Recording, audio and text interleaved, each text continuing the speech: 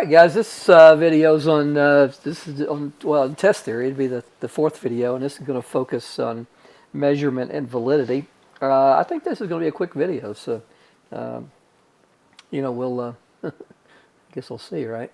Let's first of all talk about measurement. When we try to measure something, we see now that validity and reliability are two important things we have to think about. Validity is the extent to which scores on a test enable one to make meaningful and appropriate interpretations. In other words, validity kind of tells us whether or not the test is actually testing what it's supposed to test, and reliability indicates how consistently scores derived from an instrument or a test measures what they claim to measure. So reliability focuses on consistency, and validity focuses on interpretations. Guys, researchers must be concerned about validity and reliability. This information must be included in research, and no one's going to put much faith in your conclusions or results unless they report validity and reliability measurements. Now, let's say, for example, that you're interested in looking at you come up with an idea for your research where you'd like to examine teacher burnout and the impact of teacher burnout with scores on state testing. And the state testing part's really easy because we can get those scores fairly easy, I think. But think about, how would you measure teacher burnout? Well, some people say, well, you just go up and ask them, are you burned out? And they just say yes or no. And if you're interested in going down to Joe's Bar and Grill and publishing something with them, then that one question is probably going to be acceptable. But guys, we ain't hanging out at Joe's Bar and Grill. We're hanging out with other researchers, and this test reliability and validity is an important part and information that must be included in research. Validity. Validity is the most important consideration in developing and evaluating measuring instruments. Looked up a couple of, actually three, of the professional organizations, and they have just arrived at a universal definition for validity. And they say validity is the degree to which evidence or theory supports interpretations of test scores entailed by proposed uses of test. If there's some way that you can tattoo that one to the brain, that definition, over the years, I've seen that the definition of validity has actually changed a little bit, but this is probably the most current working definition of validity. So again, reliability, I think consistency. Validity, I think support of interpretations. Instrument inferences, 4 rules for making inferences from measurement instruments. The test must be valid. So interpretations of specific ability tested. No, wait a minute. That makes no sense whatsoever. Tests may be valid, whereas interpretation of specific abilities tested may be invalid. Okay. So what that says is the overall test may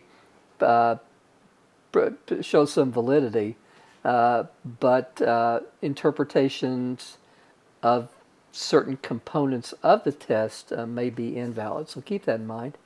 Don't focus on the validity of the instrument, but focus on the validity of the interpretations. You're going to hear me say that one over and over. You're going to see throughout when we're setting the kind of the theoretical framework here for learning bigger and better stuff. It's important to get the dialogue, the definition, terminology down. So you'll see that I'll repeat a lot of stuff.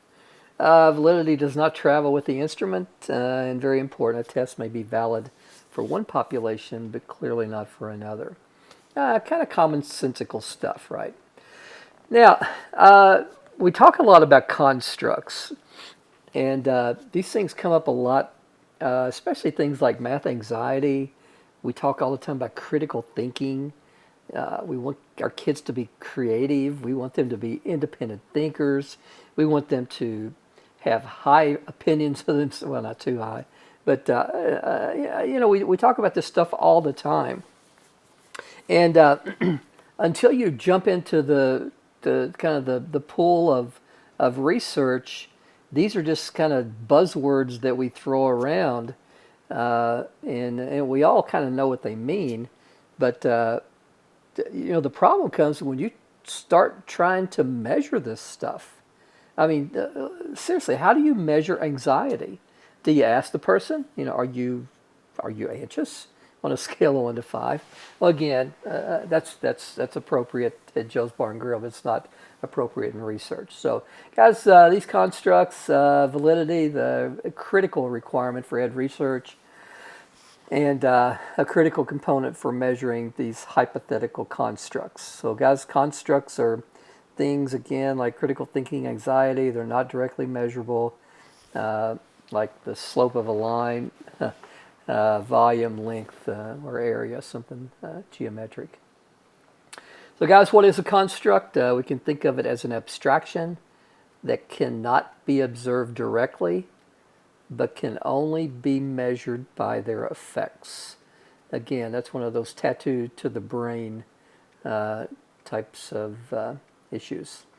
To measure constructs, we must transition from the theoretical domain to an empirical level that operationalizes the construct. In other words, we have this theoretical definition of whatever we're trying to measure, and we've got to bring that into empirical, which is something that is actually testable and allows for data to be collected. So, measuring constructs begin with an operational definition of the construct. Select specific sets of observable tasks believed to serve as indicators of the construct, and assure that the performance of the task reflects the particular construct of interest. Now, when I first saw this stuff, to me it was a little crazy, but the more and more that you get familiar with this terminology, reliability not so much, but for me validity was just implementing a whole lot of good old common sense in creating an instrument. So validity and constructs. Validity deals with how well the operational definition fits with the conceptual definition. And of course, tests may be imprecise measures of the construct that they are designed to assess. Guys, they may leave out something, they may include too much, or it may be a combination of leaving stuff out and including too much. Threats to validity. There are two major threats to validity that I want you to put on your radar. The first threat is what we call construct underrepresentation. And this is when an assessment doesn't cover all that needs to be covered. So it fails to include an important dimension of the construct. So student scores on a math test may be misleading because the test did not measure some relevant skills that, if represented, would have allowed the students to display their competency. I never will forget teaching a Calc 2 class. This was back when we were in quarters, and I was teaching integration. And I noticed that my students weren't really good at some integration problems. And some of the integration problems, there really wasn't much difference. For example, maybe take the integral of like x squared dx versus the integral of x to the 3/4 power dx. Well, I noticed that they weren't consistent in the ones they were able to do, and then I started noticing more and more that it really wasn't that they couldn't integrate. I had some students in Calc 2 that couldn't add or subtract fractions. So again, sometimes there are these underlying things that kind of mask the overall, what we're trying to draw from our test. Guys, second threat is a construct irrelevant variance. This is kind of the reverse. This is the extent to which test scores are affected by variables that are extraneous to the construct. Low scores should not occur because the test contains something irrelevant that interferes with the demonstration of competence. Reading comprehension is what I always think about as a construct irrelevant variance. If you have someone who's that English isn't their first language, then there could clearly be an external situation in terms of reading comprehension that could be a source of construct irrelevant variance. Okay, types of validity. Once again, it's important, so we're going to repeat it. Validity essentially refers to how well a test measures what it is purported to measure. So why is it necessary? Facts, reliability is necessary but not sufficient. For a test to be reliable, it also needs to be valid. So if your test is consistently off by 5 points, then it overestimates the skill level you're testing. The test is considered to be consistent and reliable, but it's not valid because it's consistently missing the mark by 5 points. So guys, some types of validity. Face validity. This is kind of, I think of this as just being the face value. It's just the measure appears to be assessing what is intended by the study, so the intended construct by the study. Now, unlike reliability, there's no fancy formulas that we can just fit in and get a like a reliability coefficient, get a validity coefficient. You'll see that these things are more expert driven, stakeholder driven. There's more dialogue here than there is actually crunching out formulas. So guys, stakeholders can easily assess face validity. Think of this as an expert's analysis. Certainly not scientific, but do the stakeholders believe in the assessment? So guys, if example of this, if a measure of arithmetic is created, then all of the items should be related to different components and types of arithmetic. If the questions are regarding computation only, with no reference to application, then the stakeholders may not be motivated to invest in the test results because they do not believe the test is a true assessment of arithmetic. Some people feel that even in calculus that it's one thing to be able to move symbols around and integrate and differentiate, but some professors think that there needs to be an application need to be able to apply those particular concepts. The second time is something called construct validity. This should kind of be kind of a commonsensical. This one ensures that the measure is actually measuring the construct that it intends to measure. The way I would assess or evaluate this is I would create a panel of experts. I would probably yell across the hall and say, "Hey, Dr. Whitaker, what's up? What are you doing Friday at 2 o'clock? Dr. Devkota, what's up? Dr. Desario, what's up? 2 o'clock, let's meet." And we would look at the construct, and we would, and again, it'd be something that you're familiar with, to see if the construct is truly examining the items and decide what is being measured. So the example I gave here, the members of a women's study program may design a cumulative assessment for their major with good intent. However, if questions are written with complicated wording and phrasing, then the test may be inadvertently become a test of reading comprehension rather than a test of women's studies. So that's what the panel of experts do. They not only look at the content, but they also look at the way the questions are actually posed.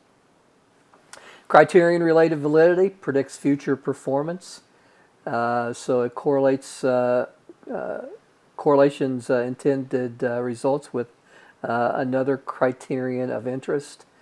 For example, a mathematics program or mathematics department designs a test that will assess cumulative learning for students majoring in mathematics. So if, for example, assume that we at Shawnee State University in the Department of Math create this kind of exit test that all math majors have to take. And we, ask a very reasonable question. Is our test valid? Is our test reliable? Because we can go out here and do all sorts of stuff, right? But when the consequences of your test are higher, you need to pay attention and you need to do the right thing ethically and make sure that you have a valid test and a reliable test. So In terms of validity, what we could maybe consider is to see if the test results correlate with, say, something that's already established, like a GRE subject test. So the higher correlation between the subject test and the test that we are giving to assess cumulative learning would provide more faith that the department has a good assessment tool. Formative validity. I know that you're probably familiar with formative assessment and summative assessment. Summative assessment is done at the end of a period, and it just simply says, okay, let's see what's been learned. Formative assessment is something that's given at intermediate times throughout, for example, a semester, an academic year. And formative means it is used in, kind of cyclically to improve something. So formative validity examines how well an assessment program provides information to help improve a program. So when designing a rubric for mathematics majors, one may assess student knowledge across the discipline. The measure can provide information that students are lacking knowledge in a certain area, for example, trigonometry. Then the assessment tool is providing meaningful information that can be used to improve the course or program requirements. Guys, sampling variability, very similar to content validity, but ensures that the measure covers a broad range of areas within the concept under study. Sometimes you've got so much going on that you can't to get to all the concepts. So this just means that you pay attention to the types of questions that are sampled. See, again, so much of this is just kind of like common sense, but there's so much of it that isn't. So the example I put here, when designing an assessment of learning in mathematics, then it would not be sufficient to only cover issues related to calculus and upper level courses. So, an entire spectrum of mathematical content should be sampled. Guys, improving validity.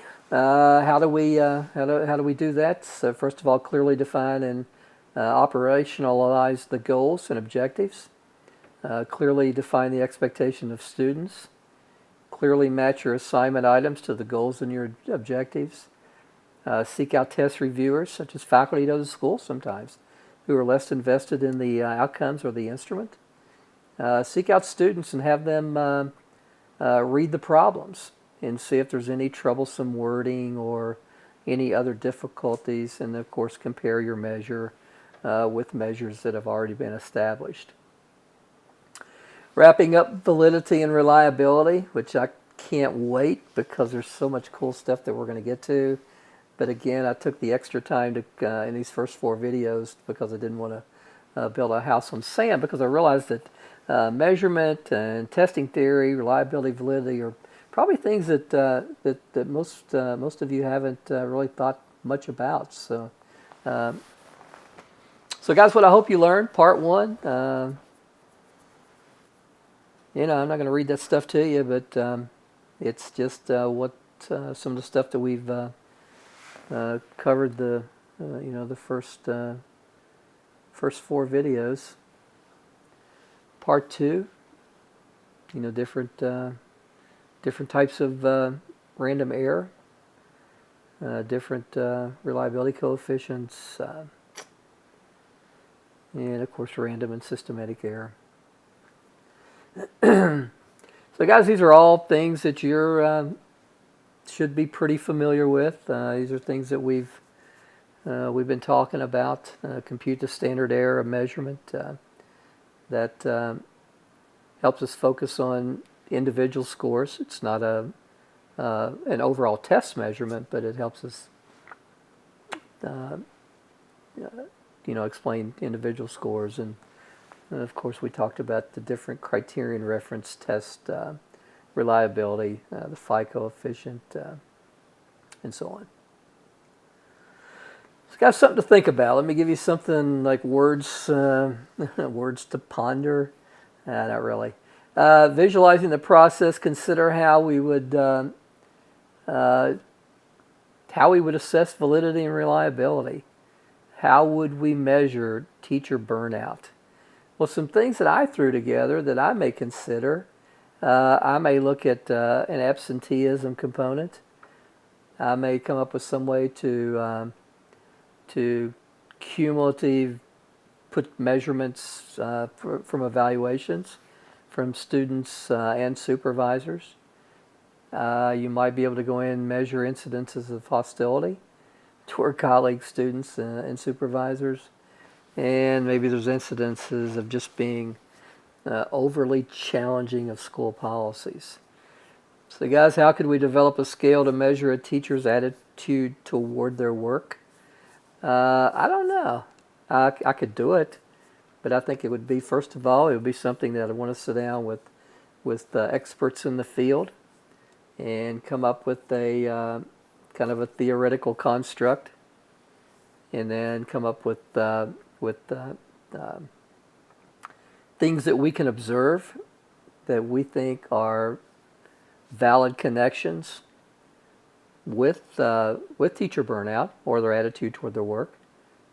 And obviously, you put your instrument together, a lot of experts, and then you test your reliability. So, well, gang, that is it. I'm going to put up one more video just talking a little bit more about the test theories, classical test score theory, generalization theory, or generalizability theory, and item response theory. But after that, we get into some cool stuff. So take care.